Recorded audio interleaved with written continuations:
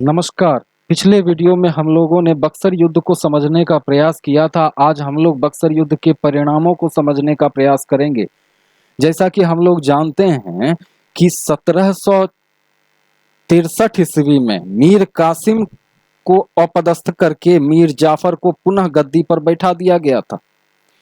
नवाब के मन में इस अपदस्थता के कारण नाराजगी 7वें आसमान पर पहुंच चुकी थी, जिसके कारण उसने पटना की अंग्रेज व्यापारिक कोठी से पकड़े गए अंग्रेज अधिकारियों की हत्या सुमेरु अर्थात अपने सेनापति वाल्टर रीन हार्ड के सलाह पर कर दी, जो बक्सर युद्ध का तात्कालिक परिणाम बना। खैर, बक्सर युद्ध की दिशा तो अपनी हो दूसरी ओर चली गई। बात करते हैं मीर जाफर की, क्योंकि यहाँ पर दो घटनाएं एक साथ जा रही थी। एक घटना मीर कासिम की अपदस्थता के बाद बक्सर के युद्ध के तरफ बढ़ चली।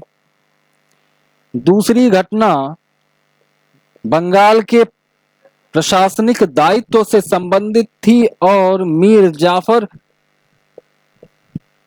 को समाहित कर रही थी। उसके बाद नजमुद्दौला को समाहित किया गया और बक्सर के युद्ध के बाद ये दोनों दिशाएं एक हो गईं, जो कि इलाहाबाद की संधि के रूप में हमारे सामने प्रस्तुत हुआ। आइए एक एक करके चर्चा करने का प्रयास करें। मीर कासिम को अपदस्थ करके मीर जाफर को गद्दी पर बैठा दिया गया था 1763 ईस्वी में। मीर जाफर को इतना ही अधिकार था कि वह नमक व्यापार में 2.5% हिस्सेदारी अपने पास रखता और शेष बंगाल के संदर्भ में सारे अधिकार उसने अंग्रेजों को दे दिए थे। इसके बाद 1765 ईस्वी में नजमुद्दौला गद्दी पर बैठाया गया। इसी समय रॉबर्ट क्लाइव को बंगाल का गवर्नर बनाकर पुनः भारत भेजा गया इंग्लैंड से। वह बंगाल के प्रशासनिक दायित्व को अपने हाथों में सार्वजनिक रूप से लेने से इनकार कर रहा था, क्योंकि उसके मन में कई प्रकार के भय थे। जैसे सबसे प्रमुख भय था कि उसने तर्क दिया बोर्ड ऑफ डायरेक्टर्स को कि उसके पास अधिकारियों की कमी है। दूसरा तर्क जो उसने दिया, चूंकि फ्रांसीसियों से 1760 में वंदीवाश का युद्ध हुआ था अंग्रेजों का, 1759 ईस्वी में वेदरा का युद्ध हुआ था, पुर्तगालियों को धीरे धीरे अंग्रेजों ने पतन की राह दिखाई थी। और मजे की बात यह थी कि ये तीनों यूरोप से ही संबंध रख रहे थे, और यूरोप एक ही जगह से संबंध रखने का मतलब है कि संस्कृति का समान होना, जीवन शैली का समान होना, युद्ध तकनीक का समान होना, युद्धक उपकरणों का समान होना। ऐसे में बात बराबरी की हो जाती और संभव था कि अंग्रेज पराजित हो जाते, क्योंकि तीनों शक्तियां मिल सकती थीं। और इतना ही नहीं, ये तीनों शक्तियां मिलती तो मिलती, हो सकता था कि इन्हें भारतीय क्षेत्रीय राजाओं का भी सहयोग मिल जाता। तो दूसरा भय तो इसे यह था। तीसरा भय यह था कि मुगल सम्राट अभी भी कहीं न कहीं एक मरी हुई अवस्था में जीवित था। इसे भय लगा कि देशी और उनकी प्रतिष्ठा भी कहीं न कहीं यहाँ के लोगों के मन में थी, जो हमें 1857 की क्रांति में प्रत्यक्ष रूप से देखने को मिलती है। यह एक दूरदर्शी आदमी था और कहीं न कहीं इसका भय सही साबित हुआ जब हम लोग 1857 के विद्रोह की चर्चा करेंगे, उस समय इस बात को और अच्छे ढंग से समझने का प्रयास करेंगे। खैर, इसके मन में यह भय था कि मरी हुई अवस्था में मुगल सम्राट की प्रतिष्ठा अभी भी कहीं न कहीं यहाँ के लोगों के मन में जीवित है और भारतीय रजवाड़े कहीं न कहीं उनकी छत्र छाया में एकजुट होकर विद्रोह कर सकते हैं। ये इसका दूसरा भय था।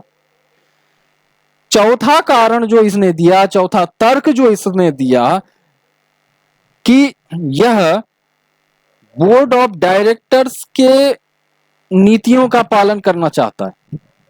अर्थात बोर्ड ऑफ डायरेक्टर्स, जैसा कि रेगुलेटिंग एक्ट में हम लोग पढ़ चुके हैं और कंपनी की स्थापना के समय में भी हम लोग पढ़ चुके हैं, governor company of merchants of London trading into east Indies की स्थापना के समय में, जो कि 1833 के चार्टर एक्ट के बाद ईस्ट इंडिया कंपनी कहलाया, कि इसके संचालन का दायित्व बोर्ड ऑफ डायरेक्टर्स नामक एक समिति के हाथों में था, जिसमें 24 डायरेक्टर्स हुआ करते थे, 24 निदेशक हुआ करते थे और उन 24 निदेशकों का चुनाव कोर्ट ऑफ प्रोप्राइटर्स के उन सदस्यों के द्वारा किया जाता था जो कम से कम 6 माह पहले से कंपनी के 500 पाउंड मूल्य के शेयर के धारक हुआ करते थे। तो खैर, कंपनी के संचालन का पूर्ण दायित्व निदेशक मंडल के हाथों में था, जिसे बोर्ड ऑफ डायरेक्टर्स भी कहते हैं। इसने तर्क दिया, इसने दलील दिया कि बोर्ड ऑफ डायरेक्टर्स की नीतियों का यह पालन करना चाहता है और बोर्ड ऑफ डायरेक्टर्स के तरफ से स्पष्ट निर्देश इसे दिए गए हैं कि भारत में अब क्षेत्र विस्तार ना किया जाए। इन सभी तर्कों के मध्य इसने नजमुद्दौला को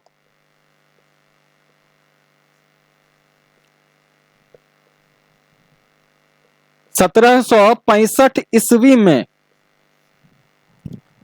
बंगाल का नवाब मीर जाफर की जगह बना दिया।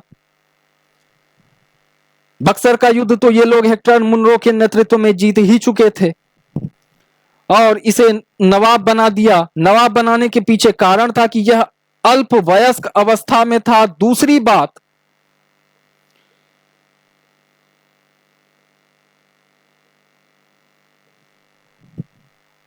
अभी तक जितने लोगों को नवाब की कुर्सी दी गई थी, उसमें संपूर्ण प्रशासन का दायित्व अंग्रेजों के हाथों में नहीं आया था।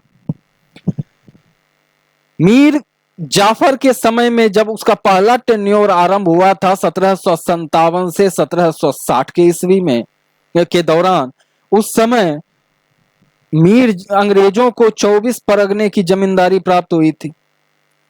मीर कासिम से वर्धमान और चिटगांव और अन्य क्षेत्रों की दीवानी प्राप्त हुई थी। इस बार दूसरे टेन्योर में जब मीर जाफर को गद्दी सौंपी गई, उस समय सिर्फ और सिर्फ नमक व्यापार में कर का 2.5%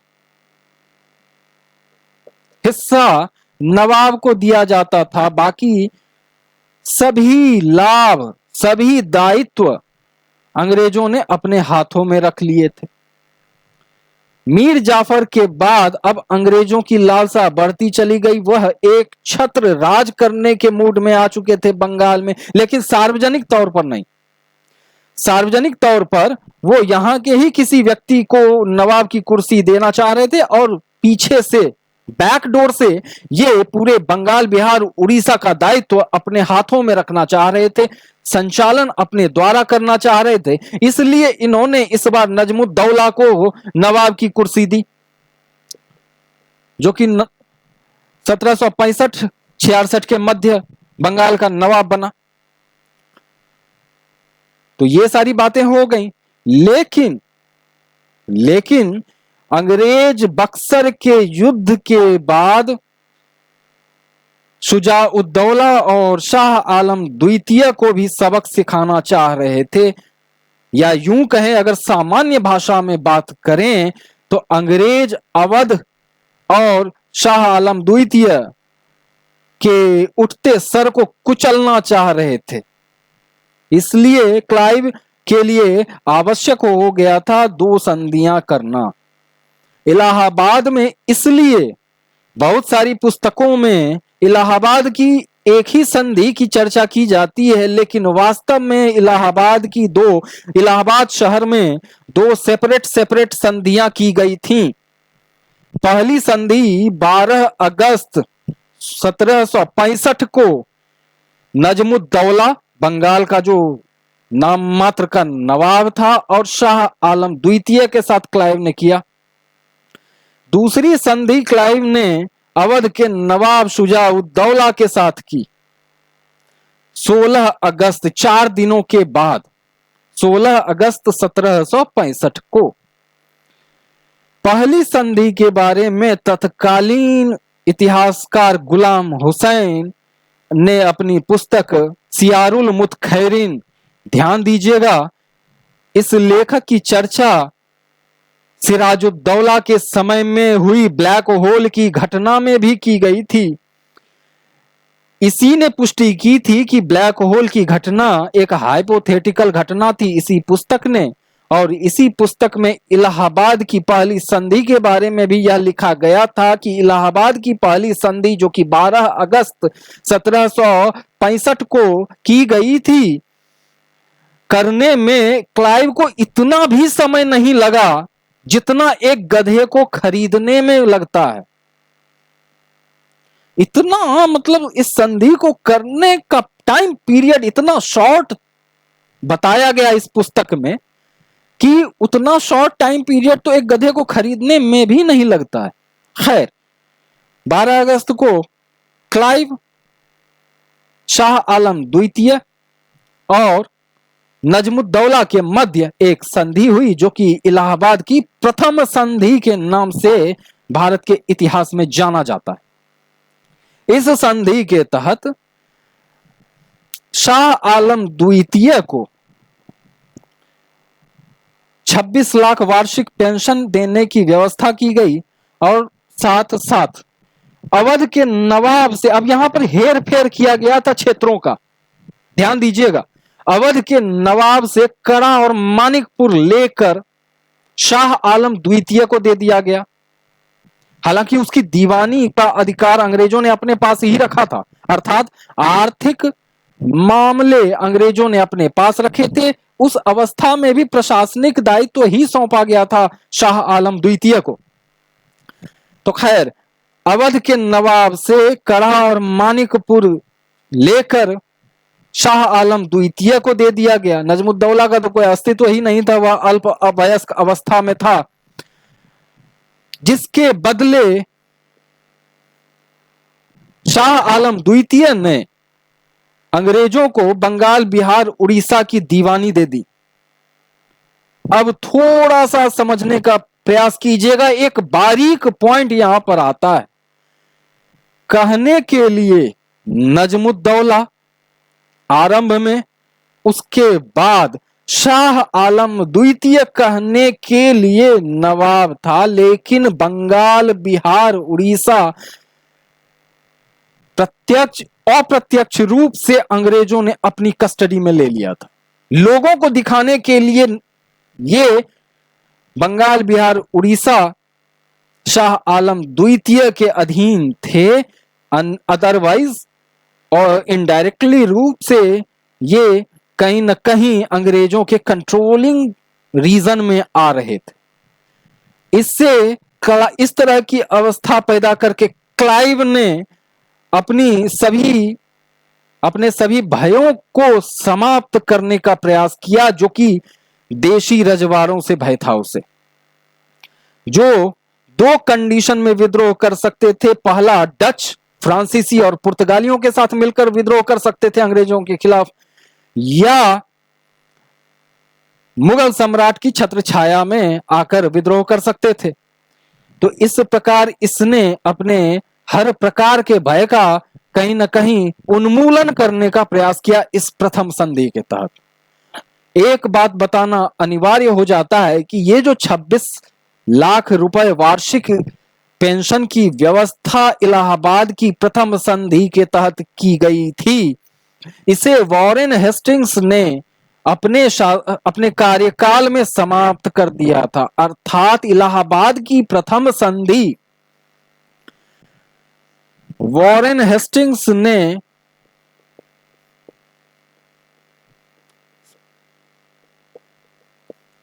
समाप्त की थी या भंग की थी। जब वह 1772 में आया और 1784 तक रहा, तब उस दरमियान इसने पेंशन बंद करके इस प्रथम संधि का उल्लंघन किया और इस संधि को समाप्त कर दिया कि हम बाध्य नहीं है मुगलों को 26 लाख रुपए पेंशन देने के लिए। खैर, 4 दिनों के बाद इलाहाबाद की दूसरी संधि हुई, जो क्लाइव और अवध के नवाब शुजा-उद-दौला के मध्य हुई थी। यहां भी समझने वाली कुछ बातें हैं, जैसे कड़ा और मानिकपुर के क्षेत्र तो शुजा-उद-दौला से अवध से छीनकर कड़ा और मानिकपुर, जिसे शाह आलम द्वितीय को दे दिया गया था।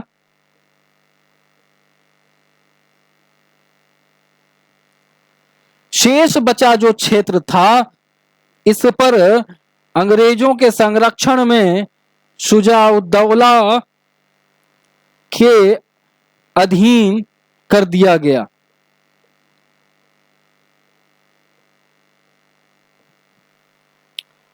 दूसरी बात, बनारस, और इसका मतलब है, पहले प्रावधान का मतलब था कि अवध का जितना क्षेत्र था उसमें से कड़ा और मानिकपुर को निकाल दीजिए, शेष जो बचा क्षेत्र था वह अवध के नवाब को वापस लौटा दिया गया था, जैसी पहले स्थिति थी। वहां उसमें अंग्रेजों का प्रत्यक्ष हस्तक्षेप बढ़ गया था। अंग्रेजों को कहीं ना कहीं ज्यादा प्रभाव, ज्यादा लाभ मिल रहा था, लेकिन नाम के लिए ये नवाब के द्वारा शासित क्षेत्र हो गए थे, शेष क्षेत्र। दूसरा, वाराणसी और गाजीपुर राजा बलवंत सिंह के नेतृत्व में दे दिया गया था। यहां पर कॉम्प्लिकेशंस हैं। पहला कॉम्प्लिकेशंस क्या था कि अंग्रेजों के संरक्षण में राजा बलवंत सिंह को वाराणसी और गाजीपुर पर शासन करना था, यानी कि कोई भी कदम अगर राजा बलवंत सिंह उठाता तो उससे पहले उसे अंग्रेजों की पूर्व अनुमति की आवश्यकता अनिवार्यतया थी। पहली बात, सार्वजनिक रूप से, यहां भी क्लाइव ने गेम किया कि सार्वजनिक रूप से यह अवध के नवाब के अधीन था। लोगों को दिखाने के लिए अवध के नवाब के अधीन रखा गया था वाराणसी और गाजीपुर दोनों क्षेत्रों को। विद्रोह की कहीं कोई बात हो नहीं रही थी। बाद में यह तब तक बना रहा जब 1856 ईस्वी में लॉर्ड डलहौजी ने कुशासन का आरोप लगाकर अवध को हड़प लिया था। उस समय अवध का नवाब वाजिद अली शाह था। खैर, दूसरी संधि का दूसरा प्रावधान हो गया। इन दोनों चीजों के बदले अंग्रेजों को क्या मिला? अंग्रेजों को सबसे पहले नवाब से 50 लाख रुपए युद्ध की भरपाई के रूप में मिले। दूसरा, अवध में स्थायी अंग्रेजी सेना रखने की अनुमति मिली। हो गया यही स्पष्ट कि अब बिना अंग्रेजों की सहमति के अवध का नवाब कोई भी सामरिक कार्य नहीं कर सकता था, कोई प्रशासनिक सुधार नहीं कर सकता था, कोई आर्थिक कार्य नहीं कर सकता था। पहली बात। दूसरी बात, पूरे अवध में कर मुक्त व्यापार की अनुमति दी गई थी। जैसी स्थिति अंग्रेजों ने बंगाल, बिहार, उड़ीसा में बनाकर और उसे स्थायित्व प्रदान करने की कोशिश की थी, कहीं ना कहीं वही स्थिति यहां पर उन्होंने इस युद्ध के बाद प्राप्त कर ली। यह उनकी बहुत बड़ी सफलता थी।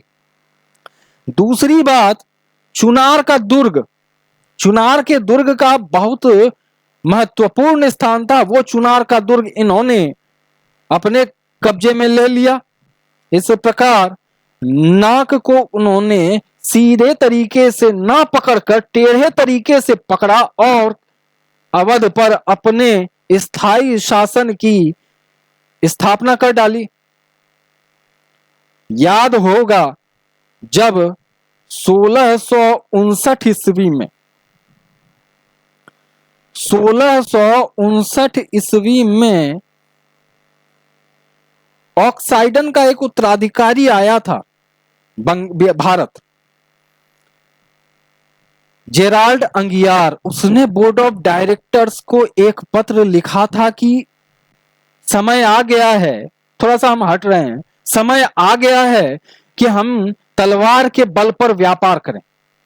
जिसके बदले में बोर्ड ऑफ डायरेक्टर्स ने एक पत्र रिप्लाई में दिया था और निर्देश था बेसिकली ये कि स्पष्ट निर्देश के रूप में कहा गया था बोर्ड ऑफ डायरेक्टर्स की तरफ से कि आप लोग सभी गवर्नर्स को यह पत्र भेजा गया था कि आप लोग एक ऐसे स्थायी, ऐसे सुदृढ़ और मजबूत नींव वाले अंग्रेजी साम्राज्य की स्थापना कीजिए जिसका अंत करने में दूसरी शक्ति को कहीं न कहीं बहुत ज्यादा ताकत लगाना पड़े। अर्थात आप एक स्थायी अंग्रेजी साम्राज्य की स्थापना कीजिए जो अनंत काल तक जीवित रह सके। और उस निर्देश को कहीं न कहीं क्लाइव ने अवध में और बंगाल, बिहार, उड़ीसा में चरितार्थ कर दिया। ये ऐसी परिस्थितियां थी भारतीय नवाबों के लिए और भारतीय प्रमुखों के लिए कि ना तो वो कुछ एक्स्ट्रा कर सकते थे, ना सुधार कर सकते थे और ना ही अंग्रेजों को खदेड़ सकते थे, क्योंकि अंग्रेज अपनी स्थायी अंग्रेजी सेना के साथ तो उनके दरबार में बैठी रहा करती थी। इस प्रकार यूरोपियन का भारत आगमन वाला अध्याय समाप्त हुआ। आगे हम लोग दूसरे अध्याय पर चर्चा करेंगे। बहुत लोगों ने पूछा था कि हमने यूरोपियन के भारत आगमन में इस अध्याय की चर्चा क्यों की। उसका कारण है क्योंकि जब ये लोग व्यापार कर रहे थे तो कहीं ना कहीं एक सीरीज में मैक्सिमम चीजों को जोड़ लेने से याद रखने में सुविधा होती है और इनका कहीं न कहीं प्रभाव बंगाल, बिहार, उड़ीसा में बहुत तेजी से फैल रहा था, उसके बाद बाकी प्रांतों में फैल रहा था। तो इसलिए हमने कंपनी की स्थापना से लेते हुए कंपनी की स्थापना से आरंभ करके जो कि सितंबर 1599 था, वहां से लेकर बढ़ते हुए भारत में उनकी गतिविधियों और उनकी राजनीतिक गतिविधियों के बाद किस प्रकार उन्होंने स्थायित्व प्राप्त किया, उन सभी बातों पर हमने चर्चा करने का प्रयास किया। इससे क्या होगा कि आप लोगों को एक सीक्वेंस में बातें याद रह जाएंगी। अगले वीडियो में नए अध्याय की शुरुआत करेंगे। तब तक के लिए जय हिंद।